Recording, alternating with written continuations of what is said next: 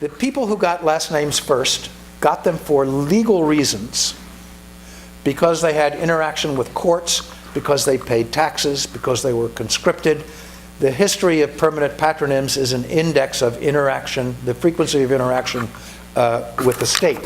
Now, of course, we have photo IDs, fingerprints, and DNA, in which if they dig you up 2,000 years from now, they'll know exactly who you are from the DNA traces. We now have better systems of identification. But the permanent last name was an early identity card. That is, imagine the problem of a policeman in an English village in which in 1700, 8 names, which are all king's names, William, John, Henry, and so on, monopolized all of the names in the village. And if they were looking for a particular William, among 1,000 names, there'd be 125 Williams. And these were people who didn't have last names generally. And they may be called by people in the village William Hill, which means William who lives on the hill. But it wasn't then a last name. It only later became a last name at some later point. The last point I want to make is that the way in which the state tries to see things actually changes the thing that they see, more or less like the Heisenberg principle in physics. The observation by a powerful observer changes the phenomenon being observed. My favorite example of this is the tax of the absolutist kings of France. The absolutist kings of France decided they would like to tax houses by the size of the house. And because they didn't want to take the trouble of actually measuring the square meters, wouldn't have been meters then, in a sense the square footage of the house, if you like, or to measure the circumference, they hit on the brilliant idea of counting the windows and doors as they taxman circumambulated the house. And at the time when this was invented, it was a brilliant idea because the number of doors and windows was a perfect proxy for the size of the house, because all houses were built according to standard patterns.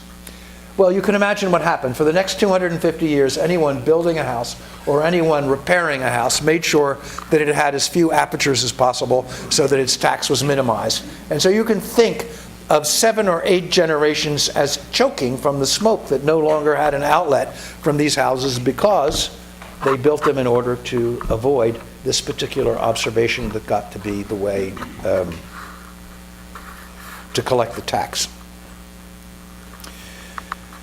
One last example.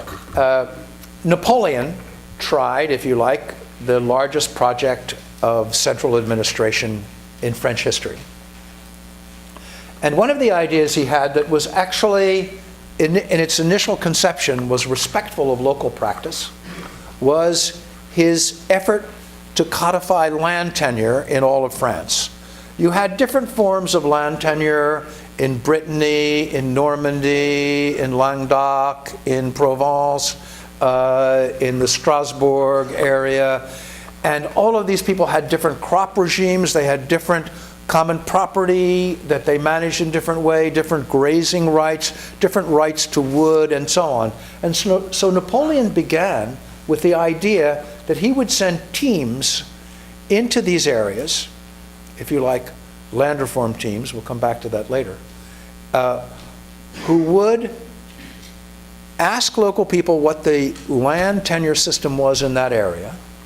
They would then, after this study, they would promulgate a positive legal code based on that. They would essentially write it down as a legal code, and that would then be enforceable by law in the courts in that area. Well, Napoleon's teams realized that they had put themselves in an impossible position. That is to say, not only did it depend who you ask exactly what the land tenure practices were in a particular area, but they varied radically from place to place. And so they were faced with the possibility of having a legal code for village A, and then another legal code for village B, and then another legal code for village C and D, and so on. As many legal codes as there were departments and small areas within France. Then A prefect going from the center in Paris would have to learn the unique dialect, if you like, the unique vernacular land code of that particular area.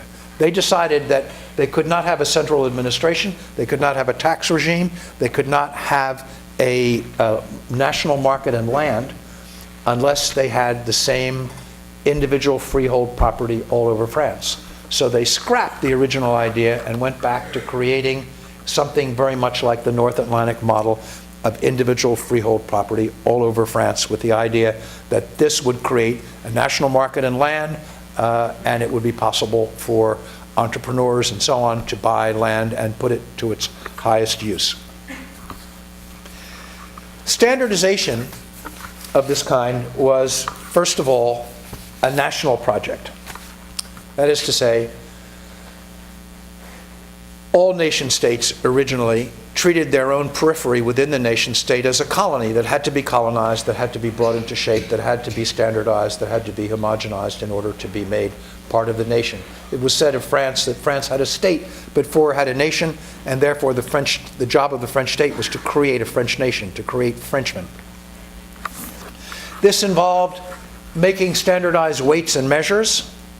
That is to say, all over France, all over England historically, you had different sizes for the bushel, you had different units of land, and units of land were never, absolutely never in any traditional setting, abstract units of land like the acre or the hectare. They might have a name, like in China, the mu, but the mu was larger or smaller depending on whether the land was fertile or not fertile. It's just like in Ireland historically, land was described by how many cows it could provide fodder for. So if you were selling a farm to an Irishman, you'd say, this is a farm of 3 cows, or this is a farm of 2 cows. If the land was fertile, it might be quite a small farm. If the land was not fertile, it would have to be a large farm in order to encompass in order to feed 3 cows. In the same way, language was standardized, legal frameworks were standardized. There was this effort to create absolutely national uniform weights and measures that were the same everywhere, and that would be a vehicle for taxation, for measurement, for statistics, and so on. The logic of this standardization is the logic of control, manipulation, and management. It's no different than, for example, a McDonald's franchise. That is to say, McDonald's franchises are built according to a certain internal order. Everything is more or less in the same place in every McDonald's, although it may vary by the size of the McDonald's.